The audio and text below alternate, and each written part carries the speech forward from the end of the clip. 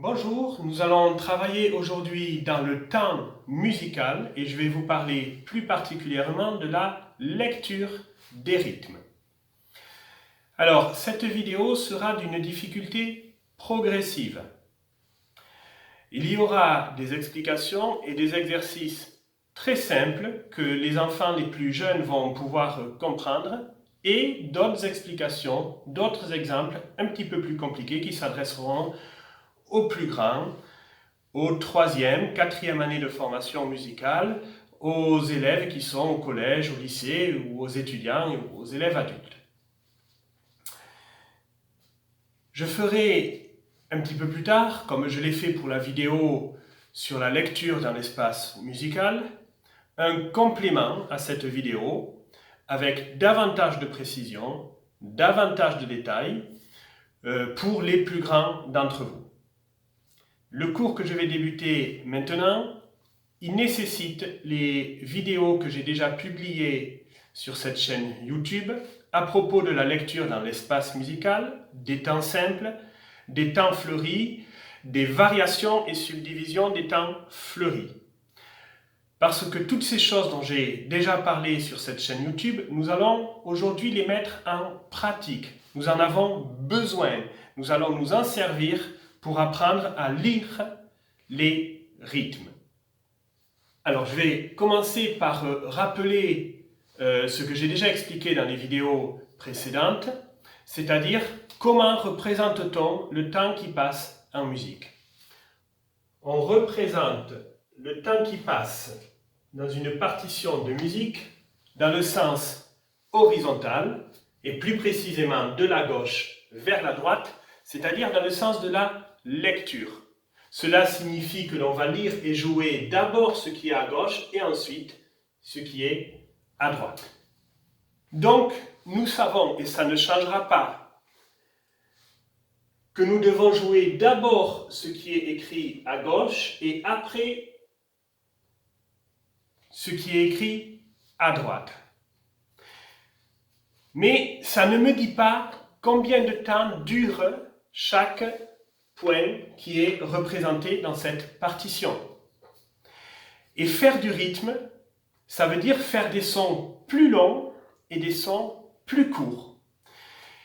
Donc il va falloir maintenant parler des durées. Il va falloir savoir combien de temps vont durer chaque point représenté dans la partition. Les durées, comme en code Morse, elles sont représentées par des dessins, par la forme du dessin. C'est-à-dire que les durées sont représentées par des figures. Par exemple, en code Morse, si c'est un point, ça veut dire que c'est court. Et si c'est un trait, ça veut dire que c'est long.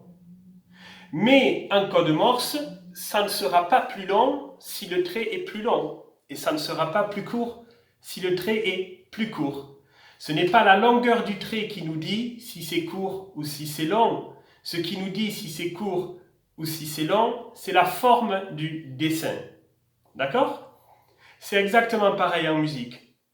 En musique, ce n'est pas la distance qui va nous dire si c'est court ou si c'est long. Ça va être la forme du dessin.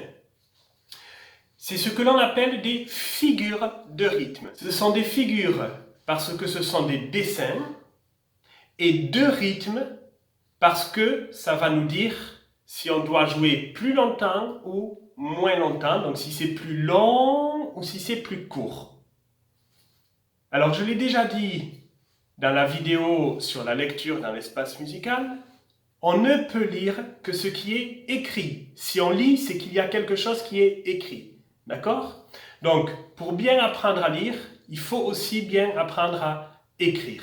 Donc, comme je l'ai fait dans la vidéo sur la lecture dans l'espace musical, je vais maintenant vous apprendre à écrire les figures de rythme. Si vous savez bien les écrire, vous saurez mieux les lire. La figure la plus simple à écrire, c'est un rond.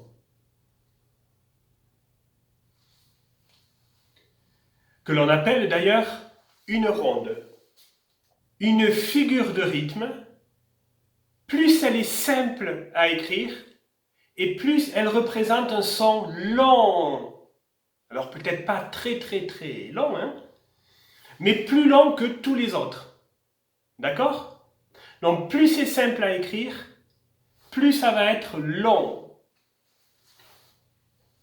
La ronde, c'est le dessin le plus simple à écrire. Ça voudra donc dire que c'est la durée la plus longue. Alors en musique, sur une partition de musique, ça s'écrit comme ça. Ça ne s'écrit pas avec un trait qui est très long. Mais moi je vous écris la traduction, parce que pour le moment on est en train d'apprendre. On ne sait pas encore très bien que ça veut dire que c'est le plus long. Donc je mets la traduction ici sous forme de trait pour vous montrer que ça va être plus long que tous les autres dessins. Sur une partition de musique, ce n'est pas la distance qui nous dit si c'est long, mais c'est la forme du dessin. Plus le dessin est simple, plus c'est long. Alors on a déjà vu dans les vidéos précédentes sur les temps simples et sur les temps fleuris, dès qu'on parle de temps et de rythme, on sait que ça fonctionne comme des gâteaux. Tout ce qui est temps et rythme, ça fonctionne comme des gâteaux. D'accord? Donc, imaginons que ce dessin sur la partition, ce soit un gâteau. Eh bien, avec la ronde, j'ai un gâteau entier parce que je ne peux pas avoir plus grand. D'accord? Eh bien, maintenant, je vais compliquer un peu le dessin. Et à chaque fois que je vais compliquer un peu le dessin, ça va faire un son plus court. Donc je dessine à nouveau une ronde. Mais cette fois, je vais ajouter quelque chose dans le dessin. Donc le dessin est un peu plus compliqué à dessiner. Je vais ajouter une barre, un trait vertical. Eh bien, cette barre, elle va couper en deux la ronde, comme un gâteau. Alors, je vais redessiner le gâteau et je vais le couper en deux pour voir ce que ça fait. Voilà, quand je fais ça, quand je rajoute un trait à la ronde, c'est comme si je coupais un gâteau en deux. Je fais deux parts dans le gâteau. C'est pareil, là, je rajoute un trait pour dire que je coupe le gâteau en deux. C'est exactement pareil. À chaque fois que je vais ajouter une barre, ça va couper en deux. Et si ça coupe un gâteau en deux, combien on a de parts? Eh bien, on en a deux. C'est exactement pareil avec le rythme. Un rythme comme ça, je peux en avoir deux parts dans un rythme comme ça, qui s'appelle une ronde. On le voit bien ici, on peut avoir deux parts du gâteau. Je peux avoir deux parts de ce rythme que l'on appelle une blanche dans le temps d'une ronde.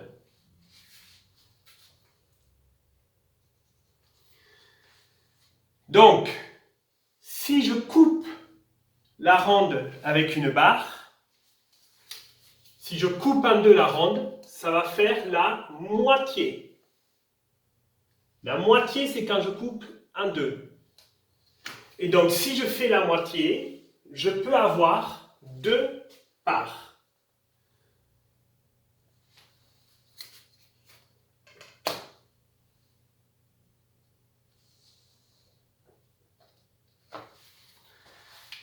Donc, dans le temps d'une ronde,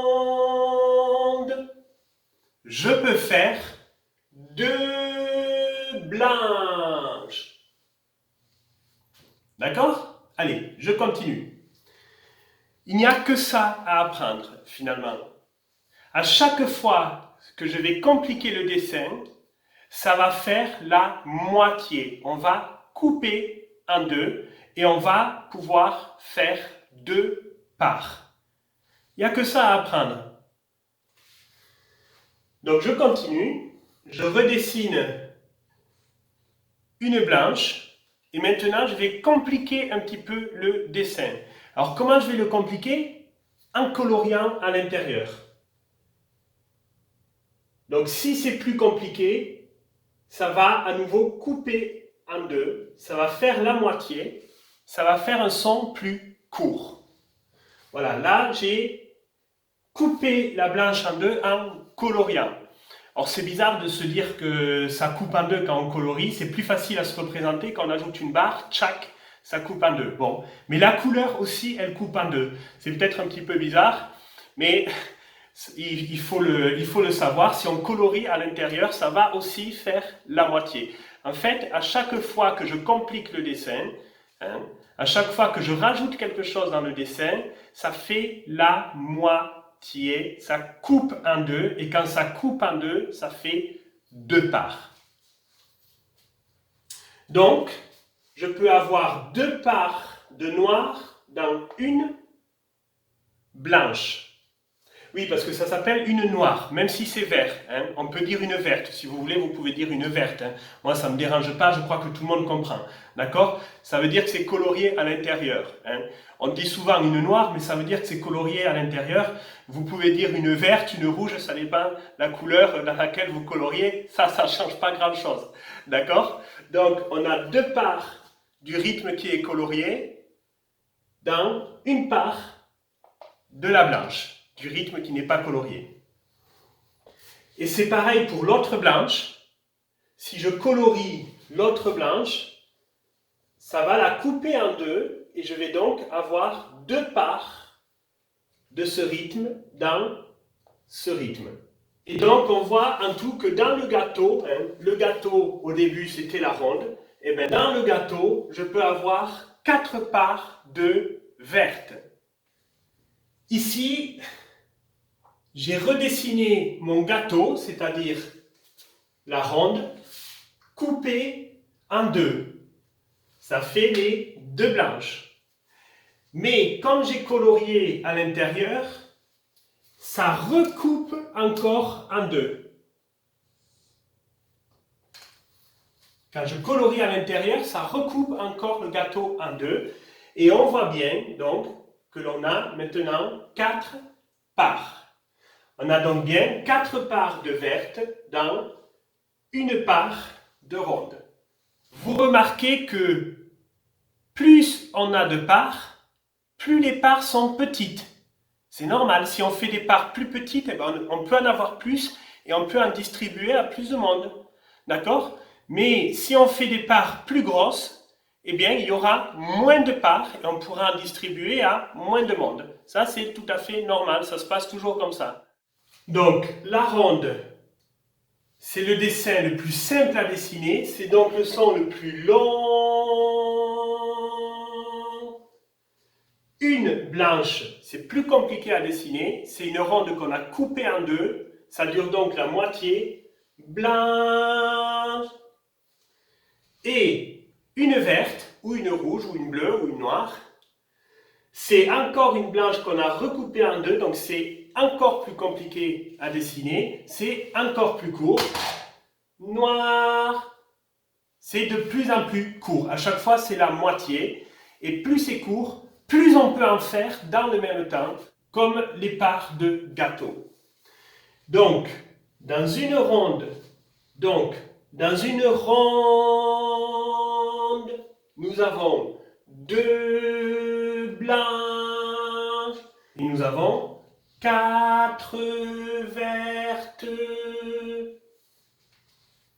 Et on peut continuer comme ça à l'infini. On pourrait toujours compliquer un petit peu le dessin, avoir des parts de plus en plus petites et avoir de plus en plus de parts dans le gâteau, donc dans le même temps.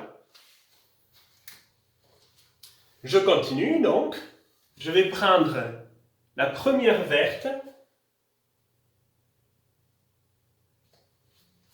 et je vais la couper en deux, tchac, avec une barre cette fois. Ça coupe en deux la barre. Et donc, si je coupe cette part en deux, je vais donc avoir deux parts. Et deux parts d'une verte, ça fait ce que l'on appelle deux croches. Dans un rythme colorié, je peux avoir deux rythmes comme ça, attachés avec une barre, que l'on appelle deux croches. Alors, il peut y avoir une barre pour chacun. Comme ça, par exemple. J'ai coupé chacun avec une barre. C'est pareil, d'accord? Parfois, c'est pas tout à fait une barre, c'est un joli crochet. Enfin, le mien, il n'est pas très joli parce que je dessine mal, mais c'est exactement pareil. Hein. C'est la même chose, ça veut dire la même chose. Ça veut dire qu'on a coupé une noire en deux. D'accord? Donc, si on coupe une noire en deux, on a bien deux parts.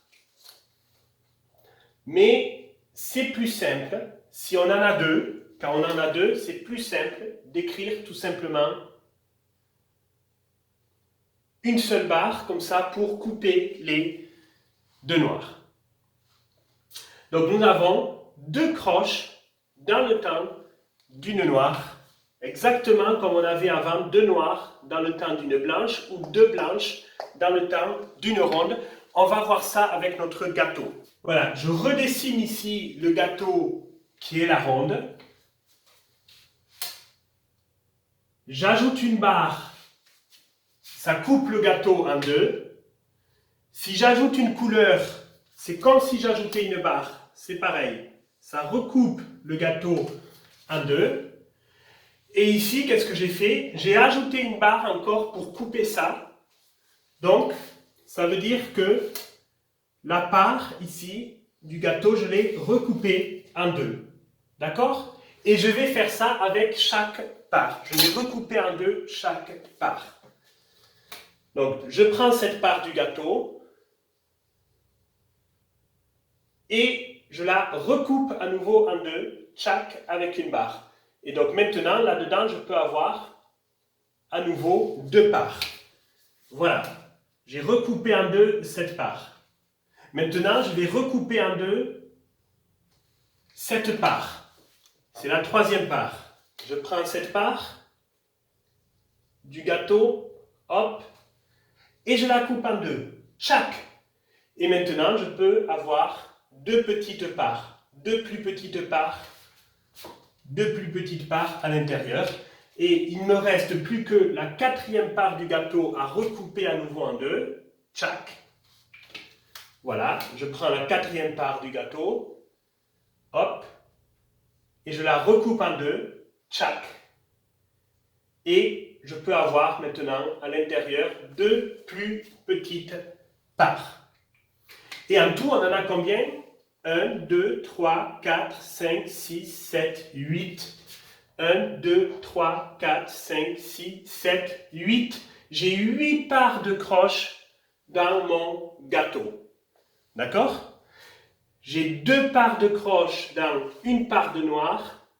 J'ai 2 parts de noir dans une part de blanche.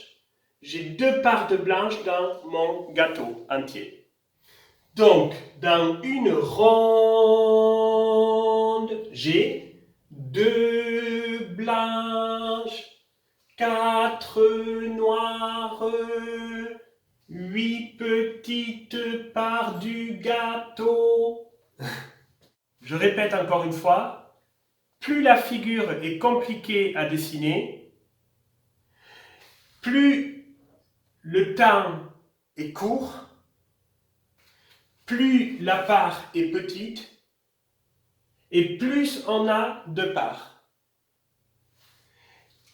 Et plus le dessin est simple à dessiner, plus le temps est long, plus la part est grosse et moins on a de parts.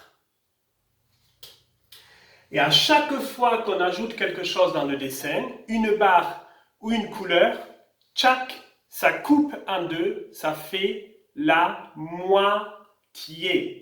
Et ça, il va falloir le savoir par cœur. Quand on ajoute une barre ou une couleur dans le dessin, ça fait 2 parts, ça coupe en deux, ça fait la moitié.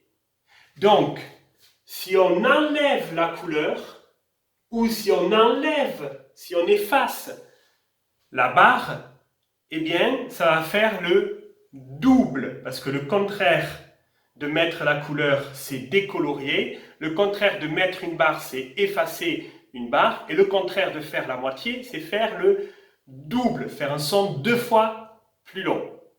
Alors maintenant, pour continuer, on va zoomer sur les croches. Je vais effacer tout ça et je vais partir d'une croche. Ici, je vais écrire qu'une croche et on va dire que la croche, c'est le gâteau. Voilà, je dessine qu'une croche. Alors, je vais la dessiner plus simplement avec un simple trait. Voilà, c'est pareil, c'est une croche. Bon, je peux faire le trait un peu plus court, ça ne change rien du tout. D'accord?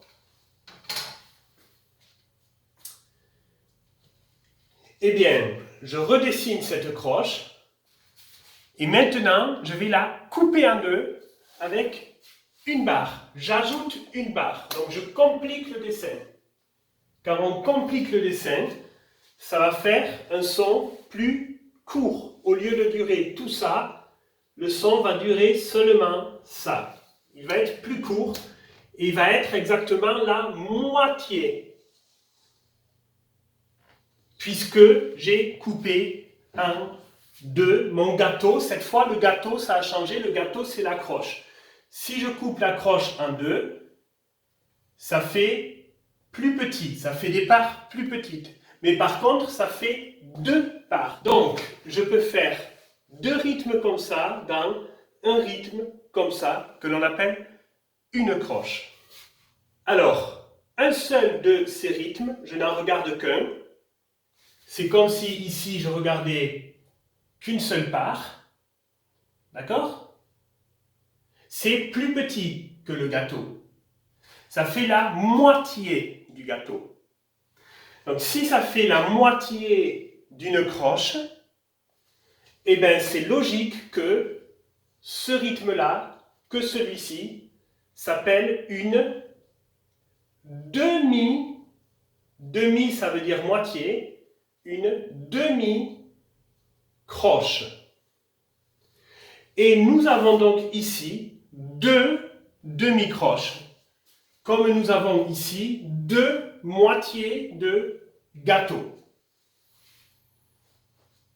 Donc là, peut-être que ça devient un petit peu plus compliqué et que ça s'adresse peut-être aux élèves qui ont déjà appris les fractions. Oh, peut-être pas encore parce que je parle de moitié. Je pense que tout le monde peut comprendre la moitié. Demi, ça veut dire la moitié.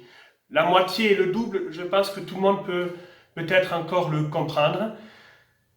Mais après, ça va se compliquer un petit peu. Si je commence à parler de la moitié ou du double, là, la moitié de la moitié, ça fait le quart, c'est un petit peu plus compliqué. Tout le monde ne va peut-être pas comprendre, mais c'est pas grave. Les explications plus compliquées, elles vont maintenant s'adresser aux élèves qui ont appris ça à l'école, peut-être en CE2, en CM1, en CM2 ou en doctorat de mathématiques, je ne sais pas. Mais en tout cas, ça va s'adresser peut-être à des élèves un petit peu plus grands. Les élèves les plus jeunes, vous pouvez juste vous contenter de ce que j'ai dit avant, d'accord ? Ce que je vais dire maintenant, c'est peut-être moins important. Si vous ne comprenez pas, en tout cas, ne vous inquiétez pas, ce n'est pas grave, vous n'en aurez pas besoin tout de suite.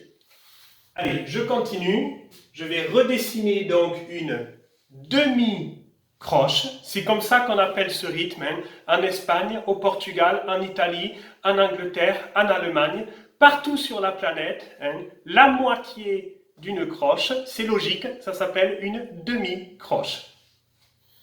Eh bien, je redessine une demi-croche.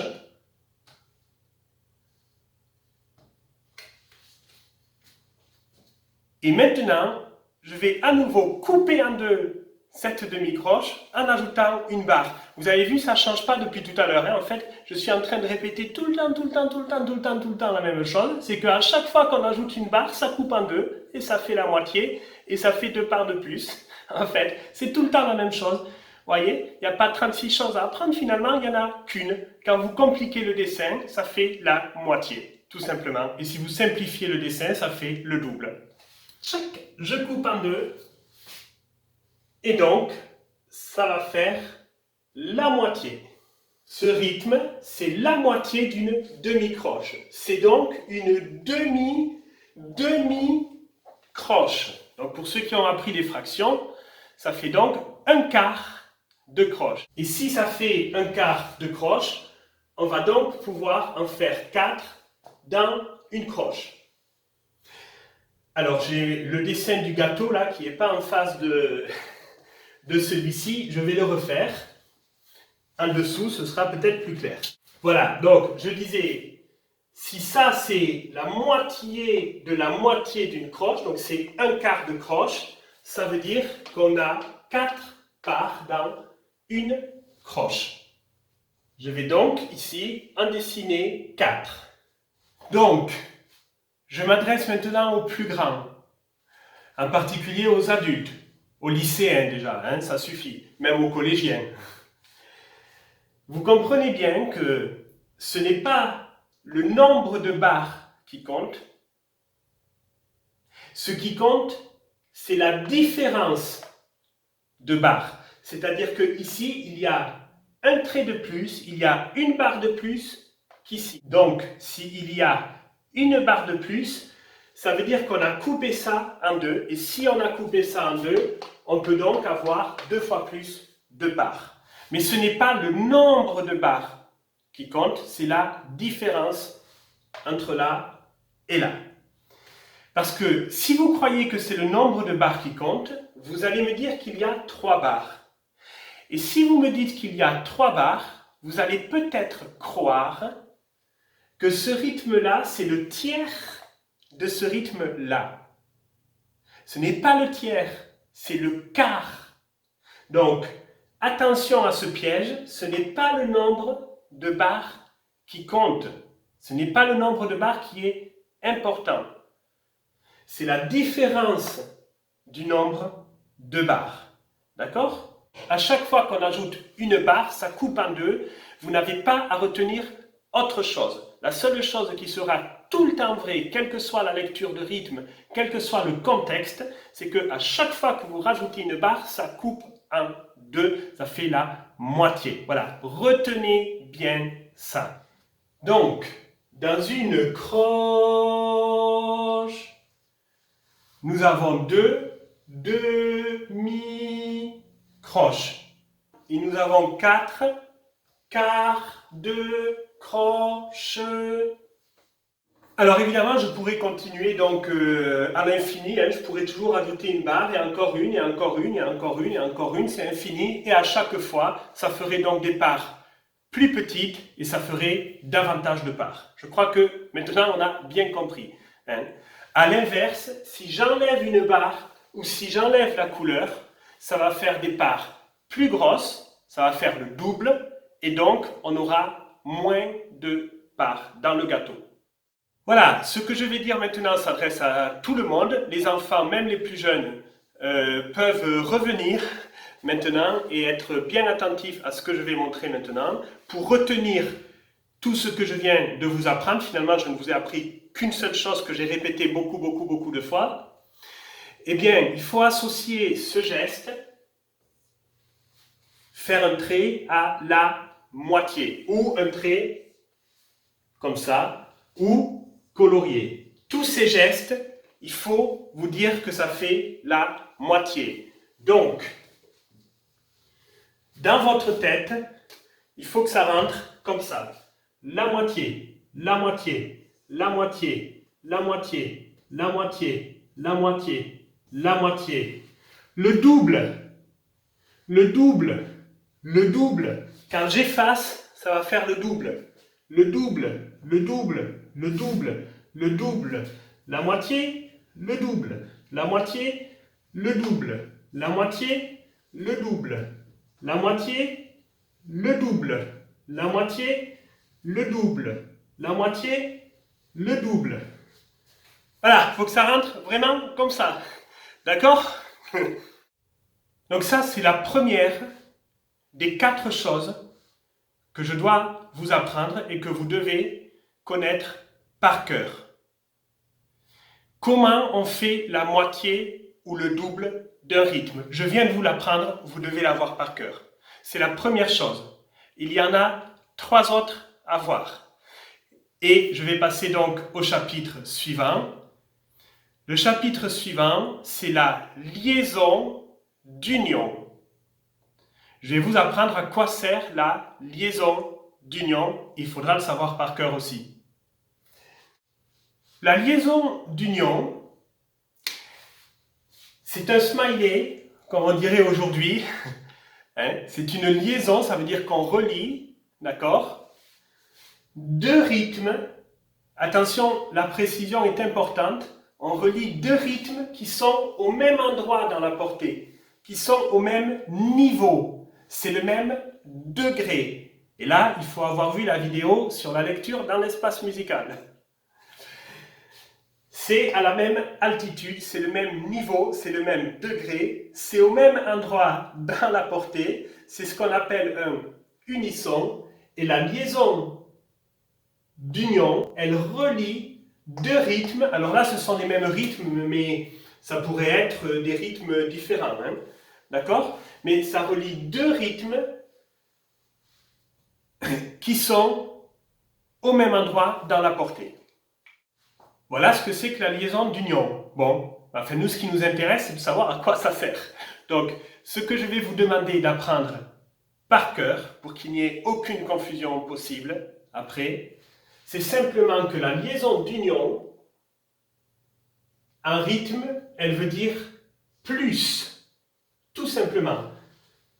C'est comme ça qu'on écrit plus en musique. On écrit plus en musique en attachant, en liant 2 rythmes qui sont à la même altitude, au même niveau, au même endroit dans la portée. Ici, par exemple, je dois lire blanche plus blanche. Donc, ceci est égal à blanche plus blanche. Une blanche plus une blanche. C'est égal à combien de blanches? 1 plus 1. Oh, ça, je pense que tout le monde devrait arriver à le trouver. J'en suis sûr, j'en suis sûr. C'est égal, évidemment, à 2 blanches. Et 2 blanches, qu'est-ce que c'est? Eh bien, c'est le double d'une blanche. J'espère que tout le monde est d'accord avec moi, même les enfants de 7 ans, d'accord?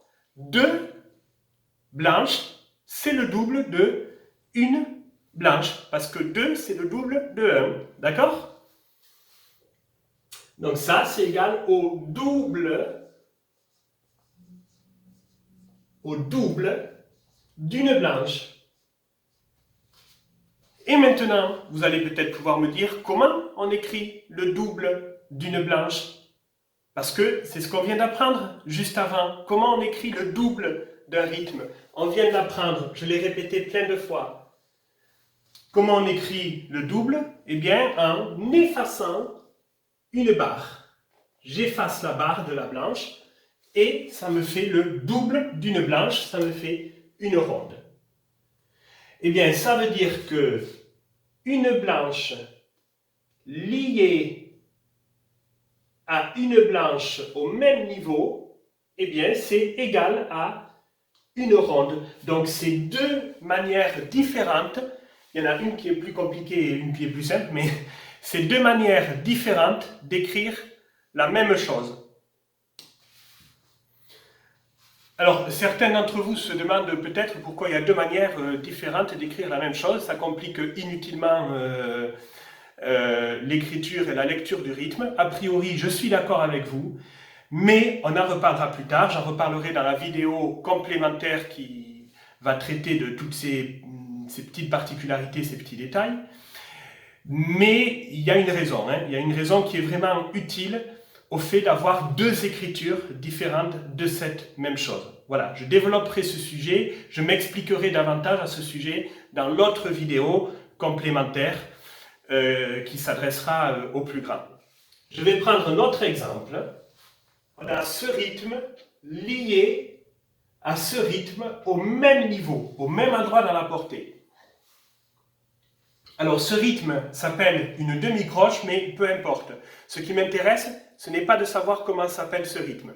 Vous pouvez l'appeler truc, machin, chose, vous pouvez l'appeler n'importe comment, c'est pas ça qui est important. Ce qui est important, c'est qu'on a un rythme lié à un autre rythme au même endroit dans la portée. Et ça veut dire ce rythme plus la liaison, je la lis plus, et ça ne marche que si c'est au même endroit dans la portée. Hein. Attention, j'insiste bien là-dessus.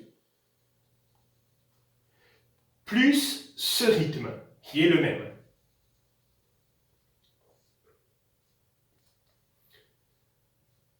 Donc, ça plus ça, eh bien, ça fait 2 fois ça. Et donc, ça fait le double. Ça fait le double de ça. Et le double de ça, comment ça s'écrit? Eh bien, on vient de l'apprendre dans la leçon précédente. Pour écrire le double d'un rythme, c'est toujours la même chose. Il n'y a pas 36 choses à apprendre, il n'y en a qu'une finalement. Pour faire le double d'un rythme, on efface la dernière barre. Voilà. Donc, ça, une demi-croche liée à une demi-croche au même niveau, c'est donc égal à une croche. La liaison qui relie deux rythmes au même niveau, elle veut dire plus. C'est ça que je vous demande d'apprendre par cœur. La liaison d'union, elle veut dire plus un rythme. Alors cette liaison d'union, elle n'est pas toujours contente. Hein. Parfois, elle peut être fâchée. Mais ça ne change rien. Ça ne change rien au rythme. Elle veut dire plus quand même. D'accord? Hein? Puis ça ne veut pas dire que la musique est fâchée. Hein? Évidemment. Ça ne fonctionne pas comme les smileys, même si ça y ressemble. D'accord? C'est pas parce que c'est vers le haut que c'est fâché et parce que c'est vers le bas que c'est content. Hein? On dirait évidemment, on a envie de jouer avec ça. Mais bien sûr, en musique, ça n'a absolument rien à voir. Que ce soit au-dessus ou en dessous, de toute façon, la liaison d'union, elle veut dire plus. Voilà, j'ai pas grand-chose à dire de plus, c'est le cas de dire, sur la liaison d'union, mais quand même, avant de passer au troisième point que je vais vous demander d'apprendre par cœur, une toute petite précision, c'est bien une liaison d'union. Ce n'est pas, comme je peux le lire dans certains ouvrages, ça me paraît toujours un petit peu bizarre personnellement, ce n'est pas une liaison de prolongation. Non, non, non, non, non, non, non, non, non. Pourquoi non? Je vais vous montrer. Voilà une noire liée à une noire au même endroit dans la portée. Et voici une noire et une noire. Ici, on a une noire plus une noire. Ici, on a une noire et une noire. Eh bien, dans les deux cas, on a le même temps. Alors, ici, on va dire que si je mesurais avec une règle le temps, on va dire que ça fait 12 cm.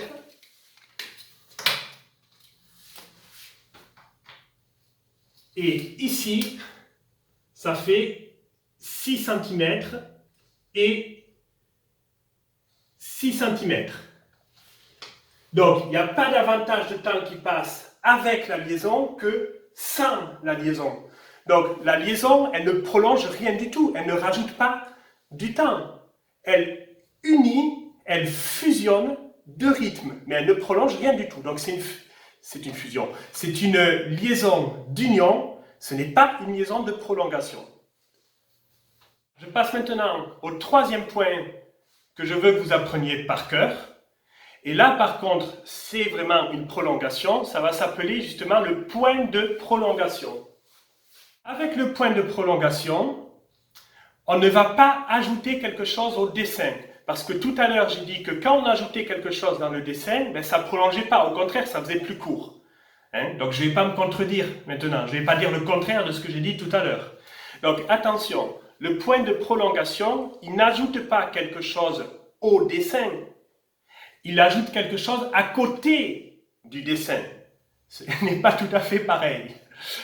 Donc, par exemple, une ronde, et à côté de la ronde, à droite de la ronde, à droite du rythme, je vais mettre un petit point. Le petit point à droite du rythme, il va prolonger ce rythme-là. Il va faire effectivement un rythme, un seul rythme. On va articuler qu'une seule fois, mais qui va être plus long. Donc c'est bien un point de prolongation. Et plus précisément, ce qu'il va falloir apprendre par cœur, c'est que ce point de prolongation, c'est une abréviation qui nous dit quoi? Qui nous dit plus la moitié. Alors ça tombe bien parce qu'avant, on a appris à écrire la moitié d'un rythme, ensuite on a appris à écrire plus en musique, et maintenant on apprend à écrire plus la moitié. Je vais faire comme une bande dessinée, hop. Voilà, le petit point à droite du rythme, il dit plus la moitié. Donc, une ronde pointée, ça se lit une ronde plus la moitié. Ronde plus la moitié.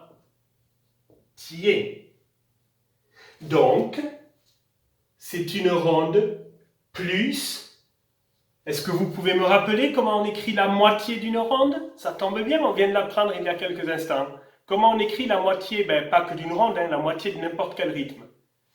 On le coupe en deux avec une barre. Tchac, ça fait la moitié d'une ronde. Donc, une ronde pointée, c'est une ronde plus la moitié, puisque le point, il nous dit plus la moitié. C'est donc une ronde plus une blanche. Et est-ce que quelqu'un pourrait me rappeler? Ben non, parce que je suis en train d'enregistrer cette vidéo. Hein. Enfin, chez vous, vous pouvez donner la réponse quand même. Est-ce que quelqu'un pourrait me rappeler comment on écrit plus en musique? Vous pouvez sans doute le dire, puisqu'on vient de l'apprendre juste avant. Hein. Plus en musique, ça s'écrit avec une liaison d'union. Voilà. Donc, une ronde pointée, c'est égal à une ronde liée à une blanche au même niveau, au même endroit dans la portée, ou hors de la portée. Là, c'est hors de la portée, mais c'est à la même altitude, c'est au même niveau. Je vais prendre un autre exemple, en sens inverse d'ailleurs maintenant. Alors, nous avons une verte liée à une croche au même endroit dans la portée. Donc ça veut dire une verte plus, la liaison d'union veut dire plus, une croche. Et une croche, qu'est-ce que c'est? Eh bien, c'est une noire qu'on a coupée en deux avec une barre. Donc, c'est la moitié d'une noire. Donc, c'est une noire, enfin, une verte. Bon, je rappelle qu'on peut dire noire ou verte. Hein. En général, hein, on dit noir. Hein. Tout le monde dit noir, mais bon, je ne vois pas quel serait le problème de dire verte, puisque ce qui est important, c'est que ce soit coloré à l'intérieur. Ce n'est pas la couleur qui est importante, hein, une fois de plus. Donc, une verte ou une noire, comme vous voulez, plus la moitié.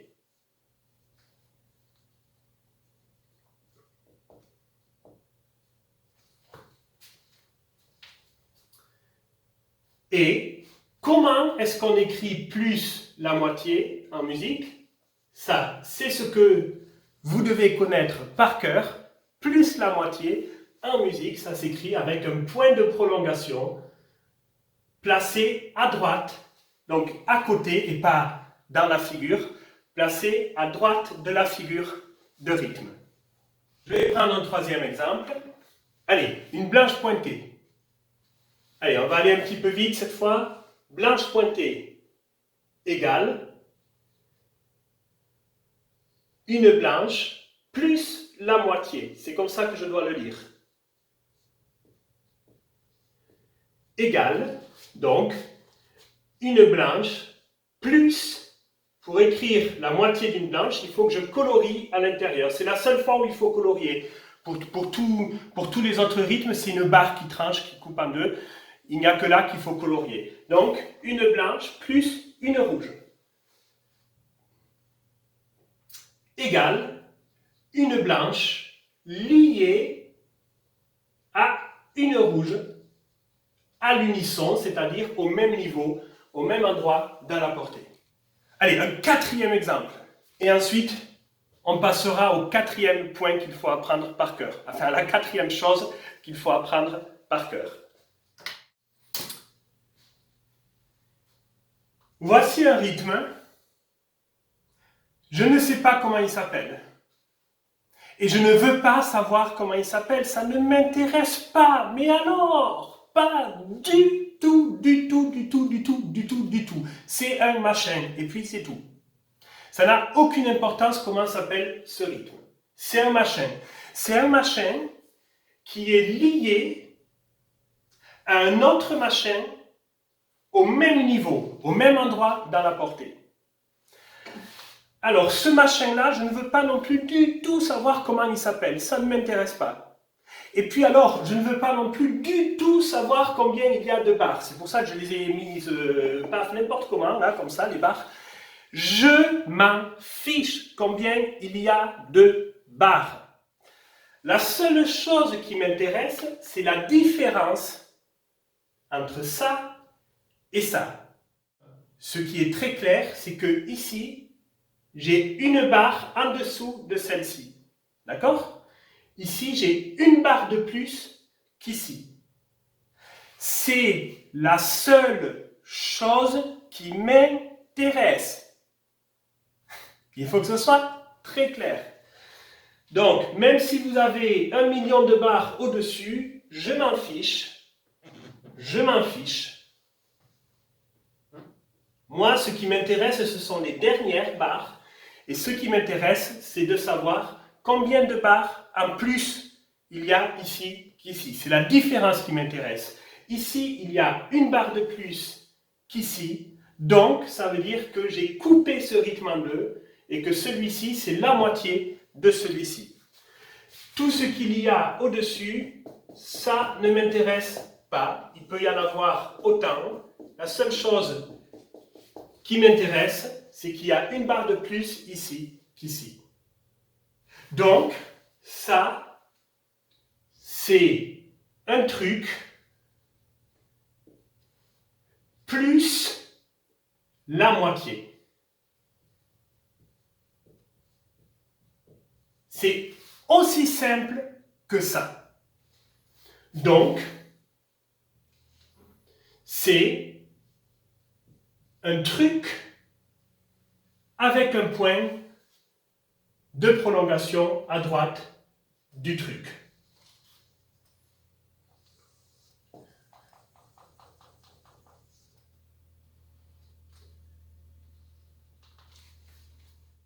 Donc si un jour vous voyez dans une partition de musique des rythmes avec beaucoup de barres et avec beaucoup d'encre, vous ne paniquez pas, c'est pas parce qu'il y a beaucoup de barres que c'est compliqué.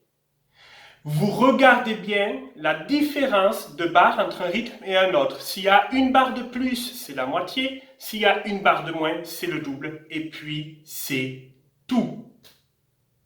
Et maintenant, je passe au quatrième point que je vais vous demander d'apprendre par cœur. Il s'agit de l'unité de temps.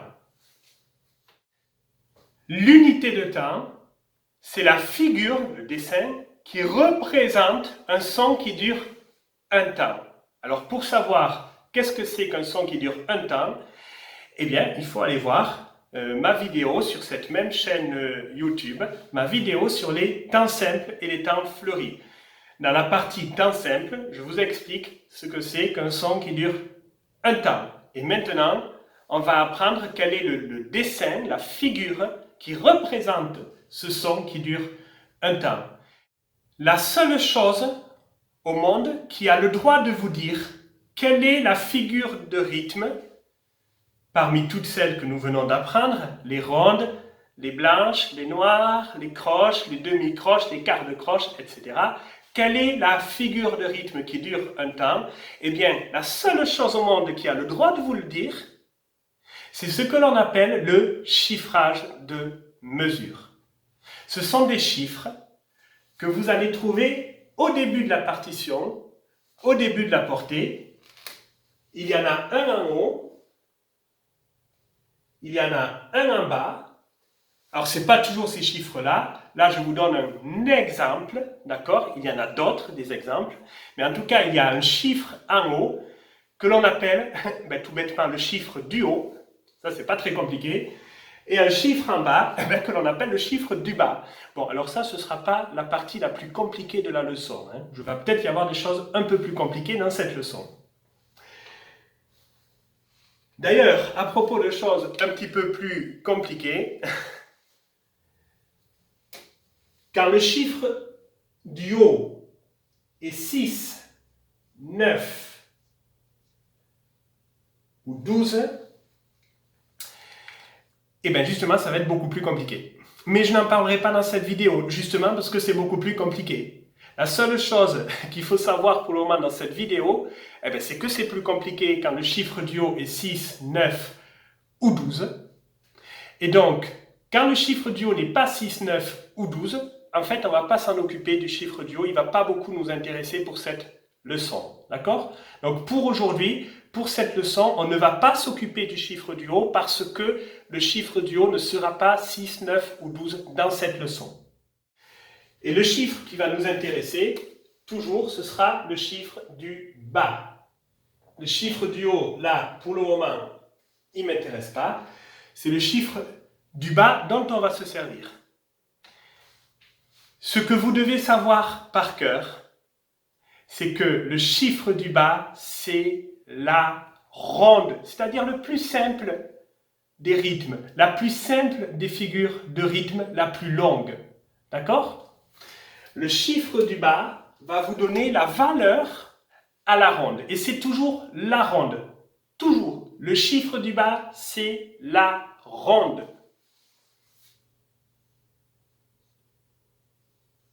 Par contre, l'unité de temps, c'est-à-dire la figure qui représente un temps, c'est pas toujours la ronde. Puisque là, il y a marqué 8. Il n'y a pas marqué 1. D'accord? Moi, ce qui m'intéresse, c'est 1. Je veux trouver 1. Mais comment on va trouver 1 à partir du chiffre du bas? Eh bien, il faut couper en deux, couper en deux, couper en deux, couper en deux. Il faut trouver toutes les moitiés jusqu'à arriver à 1. Eh bien, on va le faire. On prend 8, le nombre 8, et on cherche la moitié. C'est quoi la moitié de 8? C'est 4. Bon, on n'est pas encore arrivé à 1, mais déjà, on descend. La moitié de 4, maintenant, c'est quoi? C'est 2. Et la moitié de 2, eh bien, c'est 1. Voilà, on est arrivé à 1. C'est ce que je cherche, 1. Mais je veux savoir comment ça se dessine, 1. Donc, pour savoir comment ça se dessine, je vais maintenant chercher toutes les moitiés du côté des figures de rythme. Et ça, on a appris à le faire dans les leçons précédentes. Donc, tout ce que je vous ai appris avant, ça nous sert maintenant pour cette leçon. Et toutes ces leçons vont nous servir pour la lecture de rythme à laquelle je vais bientôt arriver dans quelques minutes. Donc, la moitié d'une ronde, comment ça se dessine? Je la coupe en deux avec une barre. Ça fait une blanche. La moitié d'une blanche, comment je la dessine? En coloriant à l'intérieur. ça fait une noire ou une verte. La moitié d'une noire, comment je la dessine? Ben, je la coupe en deux à nouveau avec une barre. Et voilà, j'ai trouvé l'unité de temps. Ça veut dire que j'ai trouvé quel est le dessin, la figure qui va représenter un temps dans mon morceau de musique. Et grâce à ça, je vais pouvoir lire le rythme maintenant. Nous allons voir comment, après avoir pris davantage d'exemples pour apprendre cette leçon. 4, 2. Alors, le chiffre du haut, ce n'est pas ni 6, ni 9, ni 12. Donc, pour le moment, il n'y a pas de difficulté. Le chiffre du haut ne m'intéresse pas. Le chiffre du bas, c'est toujours la ronde.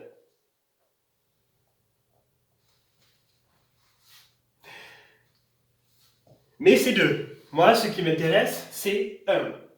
Donc, il faut que je trouve la moitié de 2, ainsi de suite, jusqu'à arriver à 1.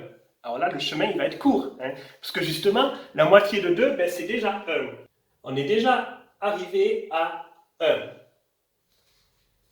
Et la moitié d'une ronde, c'est une blanche.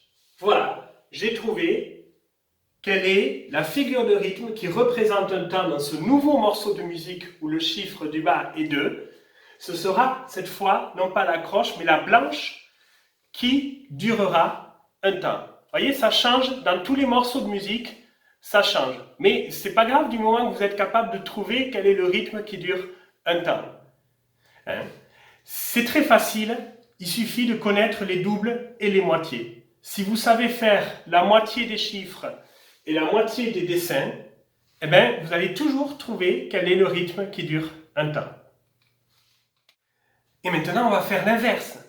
Je vais vous dire quel est le rythme qui dure un temps et on va essayer de trouver quel est le chiffre du bas. Allez, on va dire que l'unité de temps, c'est la demi-croche. Eh bien, c'est l'inverse. On part de 1 et il va falloir trouver le chiffre du bas. Donc, on va tout faire en sens inverse. Donc, on ne va pas partir des chiffres. Cette fois, on va partir des dessins, des figures de rythme. Et on va remonter. On va faire le double jusqu'à arriver à la ronde. Le double de ce rythme. Comment ça s'écrit? Peu importe comment ça s'appelle. Ce que je veux savoir, c'est comment ça s'écrit. Comment je fais pour écrire le double? J'efface une barre. Alors j'efface la dernière barre. Et quel est le double de 1? Eh bien, c'est 2. Bon, je ne suis pas encore arrivé à la ronde, mais on va y arriver petit à petit. Comment on écrit maintenant le double d'une croche? Hop, je redessine une croche. Comment on écrit le double d'une croche? On efface. Je rappelle que pour faire la moitié, on ajoute une barre, on écrit. Et pour faire le double, on efface. Voilà, donc c'est une noire qui est le double d'une croche. Et le double de 2, qu'est-ce que c'est? C'est 4. Donc, la noire dure 4 temps dans ce morceau de musique. Dans un morceau de musique où la demi-croche dure un temps, la croche dure 2 temps et la noire dure 4 temps. Maintenant, il faut que je trouve quel est le double d'une verte ou d'une noire. Comment je fais pour écrire le double d'une verte? Je décolorie. J'enlève la couleur. Voilà, j'efface la couleur au milieu et j'obtiens une blanche.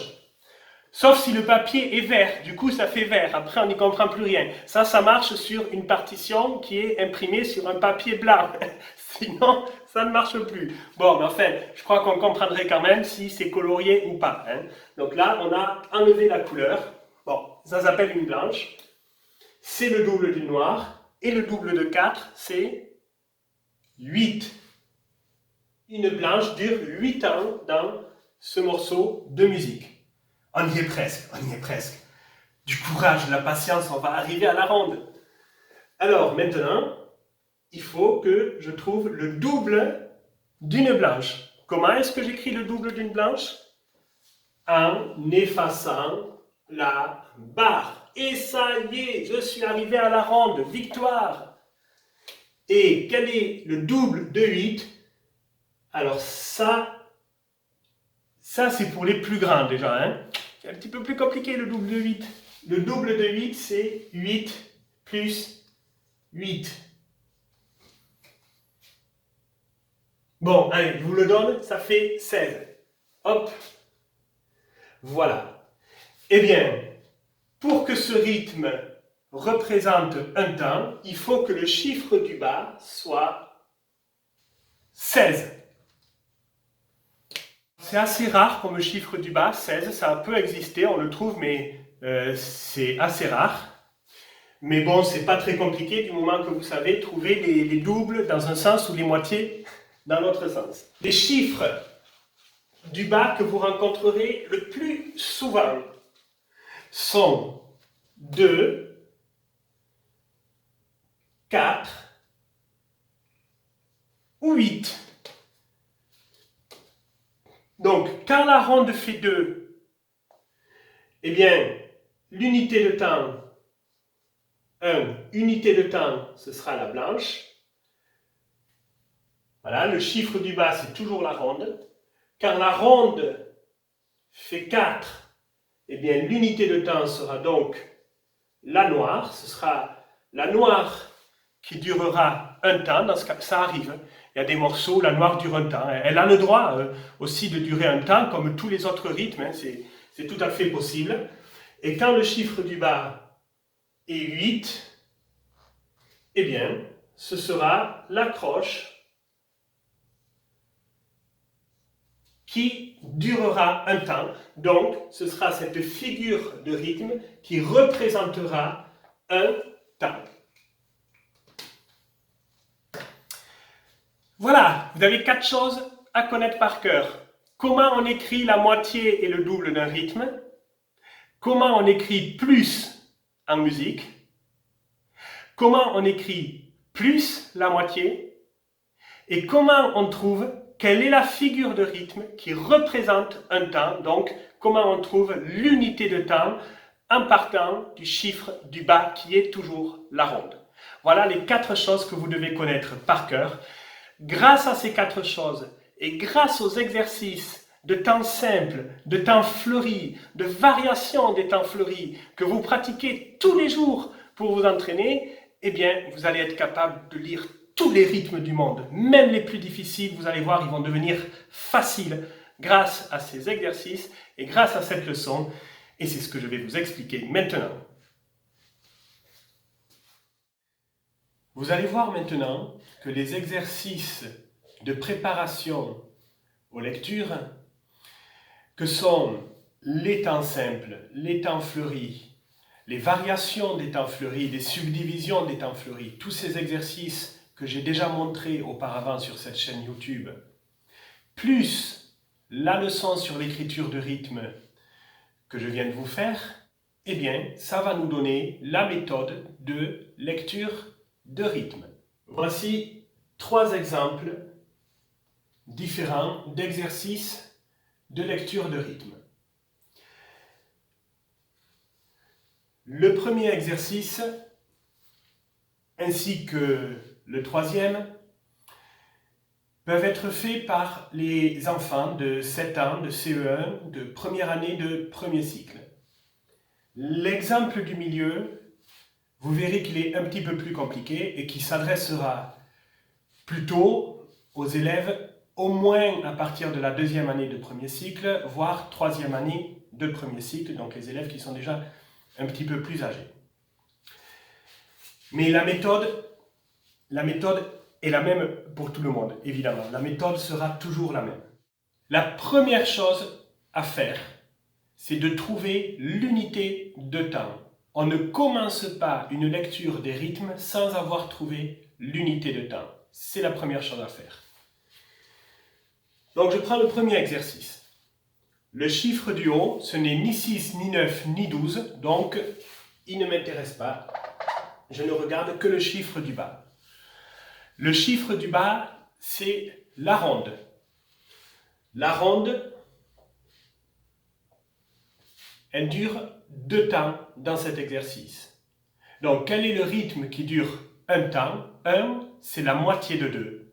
Donc, le rythme qui dure un temps, ce sera la moitié d'une ronde, c'est-à-dire une ronde que l'on va couper en deux avec une barre. C'est donc ce dessin que l'on appelle une blanche qui représentera le son qui dure un temps. Donc, l'unité de temps, c'est la blanche dans cet exercice.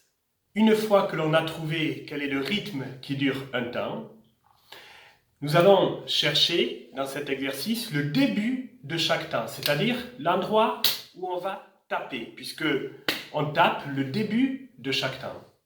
Le début du premier temps commence bien sûr au premier signe musical du morceau, au premier rythme, c'est-à-dire ici. Et je peux mettre un petit bâton, ou vous pourriez mettre une petite croix, c'est comme vous voulez, hein, ça c'est comme vous voulez, mais je mets un petit repère qui me dit que je vais taper ici et que ça c'est le début du premier temps. Maintenant, je vais chercher jusqu'où dure ce premier temps.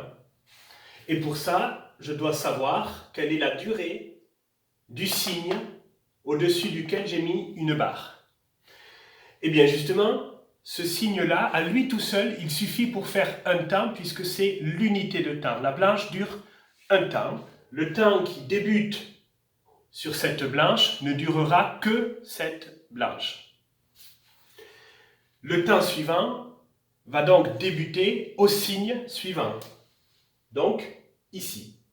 Il débute ici et il dure jusqu'où? Pour le savoir, il faut que je sache combien de temps dure ce signe.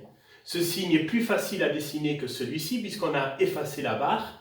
Quand on efface la barre, ça fait le double, et le double de 1, eh bien c'est 2. Donc, ce rythme, il va durer 2 temps. Donc, le temps qui commence ici, en fait, il ne dure même pas toute la durée de ce signe, puisque pour ce signe, il va en falloir 2 temps. Le temps suivant commence donc au signe suivant, qui est ici. Ce signe est plus compliqué à dessiner que l'unité de temps, puisque j'ai colorié à l'intérieur. Donc, c'est un temps que j'ai coupé en deux, puisque j'ai colorié à l'intérieur. Et je vais donc avoir 2 parts. Ce qui signifie que le temps qui commence ici, il doit durer pendant 2 parts. D'accord? Parce que ça, c'est une blanche qu'on a coupée en deux en la coloriant à l'intérieur. Donc, il faut 2 parts.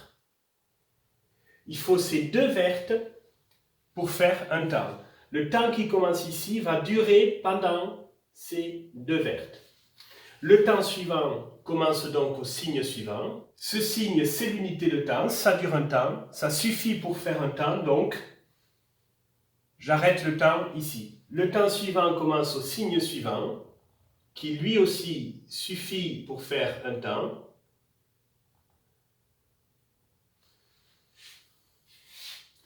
Le temps suivant débute au signe suivant.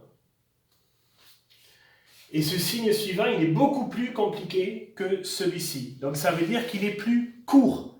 Et donc ça veut dire qu'il y a plusieurs parts dans un temps. Et donc je dois savoir combien il y a de parts de ce rythme dans celui-ci. Donc pour savoir combien de parts de ce rythme qui est une croche, combien de parts je fais dans un temps qui est ici une blanche, je dois partir de l'unité de temps, la blanche, que je vais dessiner un petit peu plus haut, et je vais compliquer le dessin de la blanche jusqu'à arriver à la croche. C'est-à-dire que je dois d'abord colorier à l'intérieur. Quand je colorie à l'intérieur, ça fait la moitié. On a 2 parts. Donc, 1, 2. Et ensuite, je dois ajouter une barre, à nouveau, je dois couper à nouveau en 2 pour arriver à ce rythme. Et donc, ça va faire 2 parts de plus. 1, 2, 3, 4. Voilà. Il faut 4 parts de croche à l'intérieur d'une blanche. Donc, le temps qui commence ici va devoir durer pendant 4 parts. Le temps suivant va donc commencer au signe suivant, qui est ici. Ce signe, c'est l'unité de temps, donc ça va durer un temps, mais attention, ça va durer un temps plus un temps. Ça va donc durer 2 temps. Donc ces 2 temps, ils incluent ce signe et ce signe. Donc le temps suivant va commencer au signe suivant qui est ici. Ce signe, il est plus facile à dessiner que l'unité de temps, puisqu'on a enlevé une barre, ça fait donc le double, ça fait donc 2 temps. Mais attention, ça fait 2 temps plus la moitié. Et la moitié de 2, c'est 1. Et 2 plus 1, c'est 3. Voilà, j'ai trouvé maintenant le début de chaque temps et j'ai trouvé également jusqu'où dure le temps qui commence à l'endroit où je mets une barre. Donc maintenant, c'est très facile de voir où sont les temps simples que j'ai appris à faire et où sont les temps fleuris que j'ai appris à faire aussi.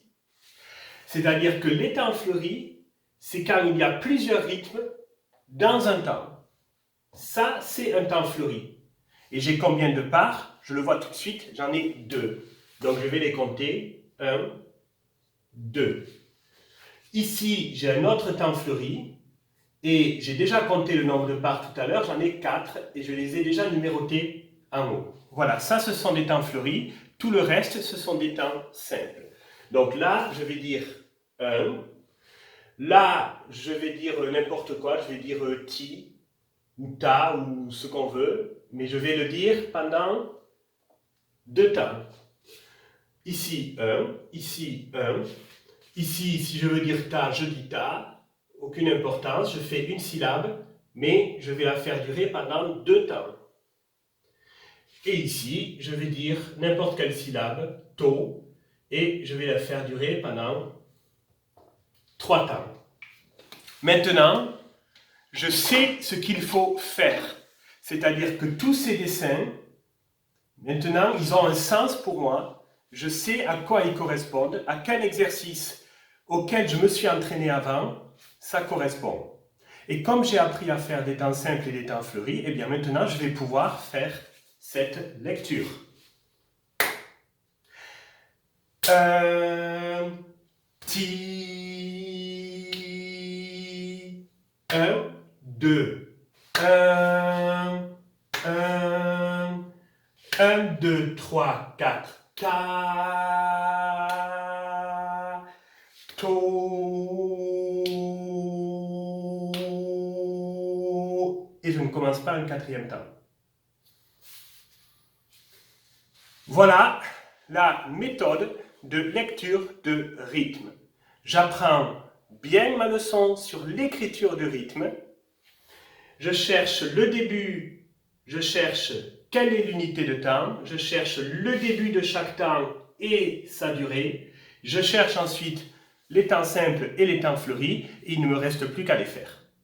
Nous allons maintenant faire exactement le même exercice dans ce 2e exemple, qui est moins facile, donc ce ne sera peut-être pas pour les premières années de formation musicale.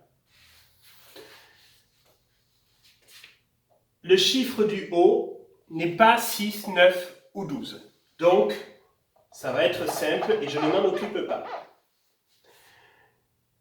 Le chiffre du bas, c'est toujours, encore, la ronde. Donc la ronde, ici, elle fait 8. Si la ronde fait 8, la blanche va faire 4. La rouge va faire 2. À chaque fois, c'est la moitié. Je la coupe en 2 et la croche va donc faire 1. C'est donc ici la croche qui est l'unité de temps qui dure un temps. Je vais maintenant chercher le début de chaque temps. Le début du premier temps se situe au premier rythme de l'exercice. Ce rythme est plus simple à dessiner que l'unité de temps. On a enlevé une barre, c'est donc le double. Le double de 1, c'est 2. Ça dure 2 temps. Le début du temps suivant se situe donc au signe suivant qui est ici, et je viens de trouver qu'il dure un temps. Il suffit à lui tout seul pour faire un temps. Le temps suivant va donc commencer au signe suivant. Ce signe, il a une barre de plus que celui-ci. Donc ça veut dire que c'est un temps qu'on a coupé en deux. Il faut donc 2 parts pour faire un temps. Le temps qui commence ici va donc durer jusqu'ici. Et le temps suivant va commencer au signe suivant. Alors ce signe, on ne l'a pas encore appris, en tout cas dans les vidéos que j'ai fait jusqu'à présent sur YouTube, mais c'est très facile. Vous regardez le nombre de barres, c'est le même qu'ici. Voilà, là il y a 2 barres. Là, il y a 2 barres, donc c'est exactement le même rythme. La seule différence, c'est que c'est une demi-croche qui a perdu la boule. Et quand les rythmes ils perdent la boule, en fait, il faut les faire dans notre tête. Voilà, ce sont des rythmes silencieux et ça correspond à l'exercice de variation des temps fleuris que nous avons déjà appris à faire. Donc ici, nous avons bien 2 demi-croches. Exactement comme ici, c'est pareil. Ça et ça, c'est pareil. La seule différence, c'est que ici, la première demi-croche, on va la faire dans notre tête. C'est la seule différence. Donc le temps qui commence ici, il va durer donc pour ces 2 parts. Le temps suivant commence donc au signe suivant. Ici, je reconnais à nouveau ce signe-là, une demi-croche. Donc je sais que, je l'ai déjà calculé avant, je sais que j'ai 2 parts. Je vois bien où est la première part. La première part est ici. J'ai forcément une deuxième part. Et la deuxième part, elle est forcément après 1. Elle arrive forcément tout de suite après 1. Donc la deuxième part, elle est ici. Ça, c'est la deuxième demi-croche. Oh, zut, il y a une barre en plus. Alors, cette demi-croche, il lui est arrivé quelque chose. D'accord ? Il lui est arrivé, cette demi-croche, il lui est arrivé qu'on l'a recoupée en 2. On a recoupé en 2 la deuxième part du gâteau. Et ça correspond à l'exercice de subdivision des temps fleuris que j'ai déjà expliqué dans une vidéo précédente. Donc je pense que ceux qui ont vu cette vidéo et qui sont au moins en 2e ou en 3e année de formation musicale, en tout cas ceux avec qui j'ai déjà pratiqué cet exercice ou qui ont vu la vidéo, doivent en principe comprendre de quoi je parle. Donc nous avons ici à nouveau 2 demi-croches, sauf que la deuxième, elle a été recoupée en 2. Et quand on recoupe à nouveau en 2 une part, on dit « et ». Donc le temps qui commence ici, il doit durer pendant ces 2 demi-croches, y compris donc la deuxième qui est recoupée en 2 parts. Le temps suivant commence au signe suivant. Le signe suivant, à lui tout seul, il suffit pour faire un temps. Sauf que, attention, c'est même plus qu'un temps, puisque c'est un temps plus, plus la moitié, puisqu'ici on a coupé en 2. Donc ça va être 1,5 temps. C'est peut-être un petit peu compliqué ça. Vous savez ce qu'on va faire? On va dire que ça dure un temps, et que le début du temps suivant, il est forcément au signe suivant, ici. On s'occupera de la liaison tout à l'heure, quand on cherchera les temps simples, les temps fleuris, et ce qu'il faut dire oralement. Hein. Ici, nous avons à nouveau 2 demi-croches, 1, 2, comme ici. Donc le temps qui débute ici va durer jusqu'ici. Le temps suivant est donc au signe suivant. Eh bien, ce signe, c'est la même chose que ça. Vous voyez, il y a une barre comme ça, oblique, pareil, c'est la même chose. Donc c'est une croche. Mais c'est une croche qui a perdu la boule. C'est donc une croche silencieuse. C'est une croche que l'on va bien compter, que l'on va bien dire, mais personne ne va l'entendre. On va la dire dans notre tête. Mais c'est une croche, ça dure un temps, puisque dans ce morceau de musique, la croche dure un temps. Le temps suivant va donc commencer au signe suivant, qui est ici. qui est aussi une croche, c'est l'unité de temps, ça suffit à elle toute seule, la croche, elle suffit à faire un temps dans cet exercice. Donc, le temps suivant va commencer au signe suivant. Le signe suivant, c'est le point. Le point, il veut dire plus la moitié. La croche plus la moitié. Et la moitié d'une croche, c'est une demi-croche. Et donc, il faut 2 parts. On l'a déjà vu ici, il faut 2 parts de ce rythme pour faire celui-ci. Eh bien, la première part, on l'a ici. Le point, il ajoute la moitié de la croche, c'est donc une demi-croche. Et la deuxième demi-croche, on l'a ici. C'est pas évident de voir que ça, c'est une demi-croche. Hein? C'est pas évident. Mais si on sait que c'est la moitié du rythme qu'il y a avant, on arrive à le trouver. Donc le temps qui commence ici, il va durer jusqu'ici. Et le temps suivant va donc commencer au signe suivant, qui est ici et qui dure un temps. Voilà, je vais maintenant trouver les temps simples et les temps fleuris. Eh bien, ici, je vais dire ah pendant 2 temps. Ici, ça dure un temps. Ici, je vois tout de suite que c'est un temps fleuri. Il y a 2 parts. 1, 2. Ici, il y a à nouveau 2 parts.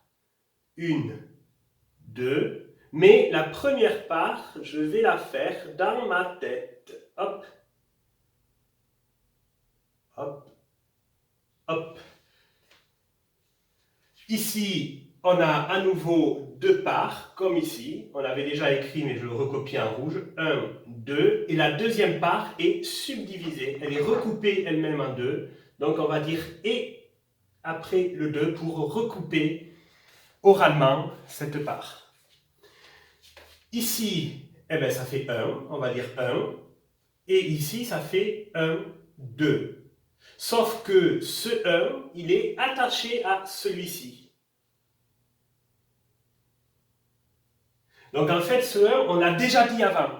On l'a déjà articulé ici. On ne va pas de nouveau l'articuler ici puisque c'est attaché. D'accord? Donc on va juste prolonger le 1. C'est normal puisque on doit faire une croche plus une demi-croche. Donc le 1 qu'on a dit ici, on va le prolonger au début de ce temps.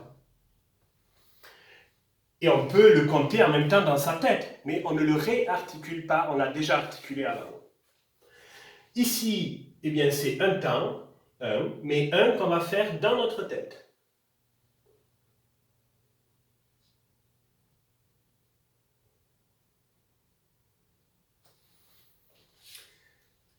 Ici, ça fait 1 plus la moitié. Eh bien, 1 plus la moitié, on l'a appris tout à l'heure, c'est exactement la même chose que 1 plus la moitié. Donc, on a exactement la même chose qu'ici. Une croche plus la moitié d'une croche, c'est bien une croche plus la moitié. Donc là, on a la même chose. 1 lié à 1 et 2.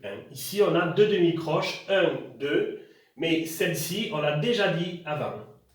C'est exactement la même chose que ça. Et ici, on a 1. Je peux maintenant faire cette lecture de rythme. A,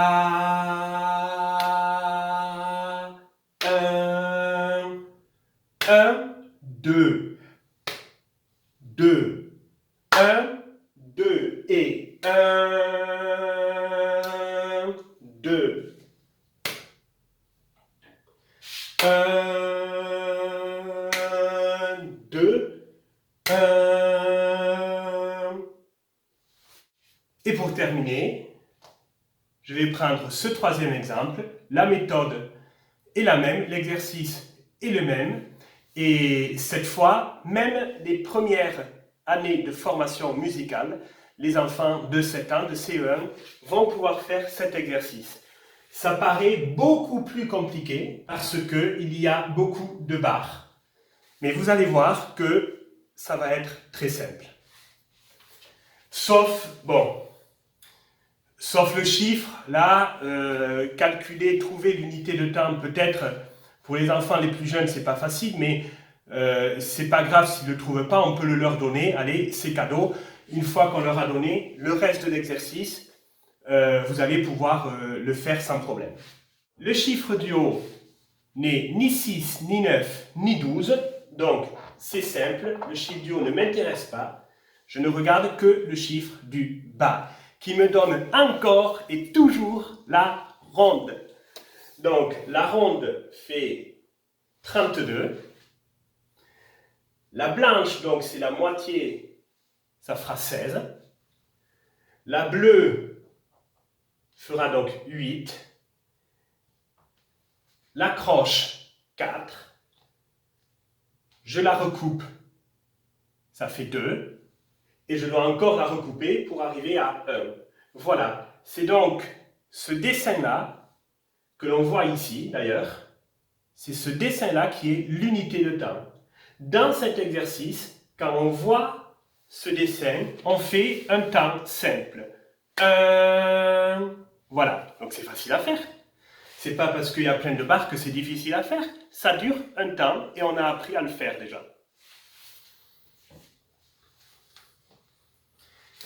Donc le début du premier temps, il commence ici. Et ça dure un temps. Donc ça suffit. Le temps suivant va commencer au signe suivant. Le temps suivant est ici. Il est plus facile à dessiner que celui-ci. On a enlevé une barre. Quand on enlève une barre, ça fait le double. Et le double de 1, c'est 2. Vous voyez? C'est pas si compliqué que ça. Hein? Le temps suivant commence donc au signe suivant, qui est ici. Et ici, on a une barre de plus qu'ici. Donc ça veut dire qu'un temps, on l'a coupé en deux, et donc on a fait 2 parts de gâteau. Ici, on a 2 parts. 1, 2. Donc le temps qui commence ici, il doit durer pendant les 2 parts. Le temps suivant commence donc au signe suivant, qui est ici. On le reconnaît, c'est la même chose que ça. C'est l'unité de temps, ça dure un temps.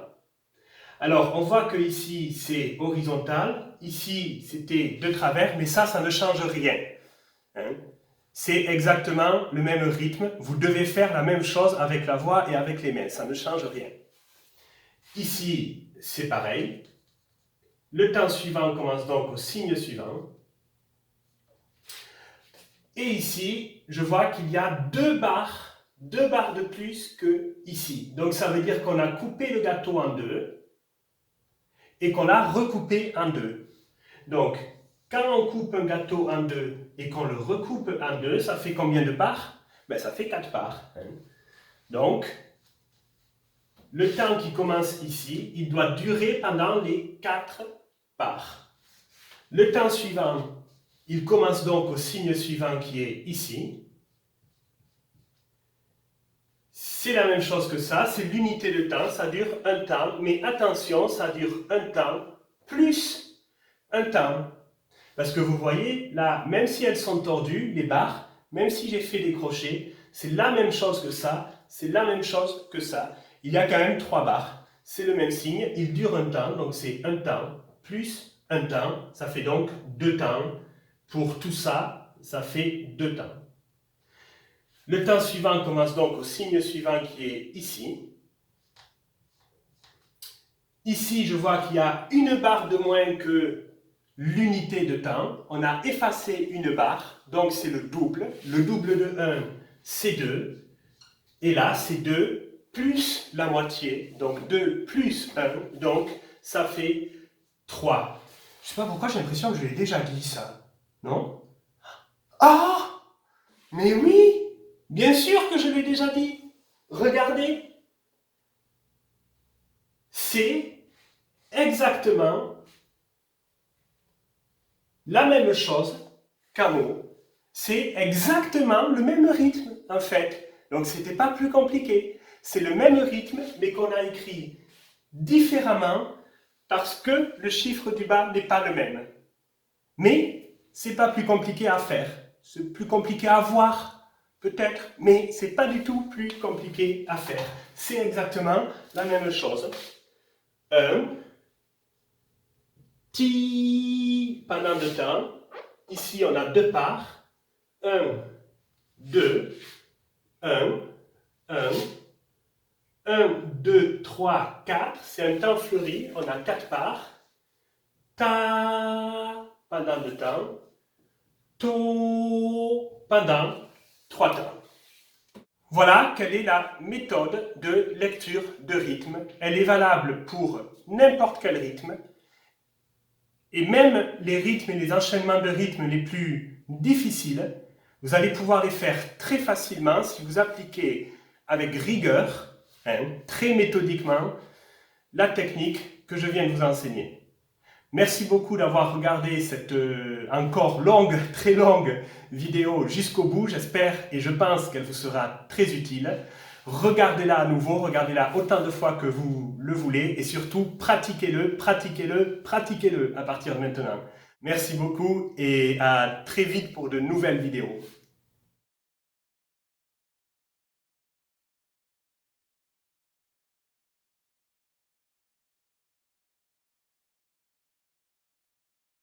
Si j'ai bien écouté le professeur, une ronde, si j'ajoute une barre, hop, ça coupe la ronde en deux, et si j'ajoute une autre barre, tchac, ça recoupe la ronde en deux. Et donc, ça fait 4 parts de ronde. Et donc, ça fait 4 marrons. Maintenant, je peux recouper l'une des parts. Ça va faire une subdivision, hop, du temps fleuri. Hop, il y a l'une des 4 parts que j'ai subdivisée. Donc là, ça fait une noire, une troisième noire, et là, attention, la quatrième noire, je l'ai recoupée en deux, ça fait 2 croches. Si je vois que la deuxième part a perdu la boule, eh bien, ça veut dire que je dois faire la deuxième part dans ma tête. C'est bon le rythme, hein? Moi, ça me plaît.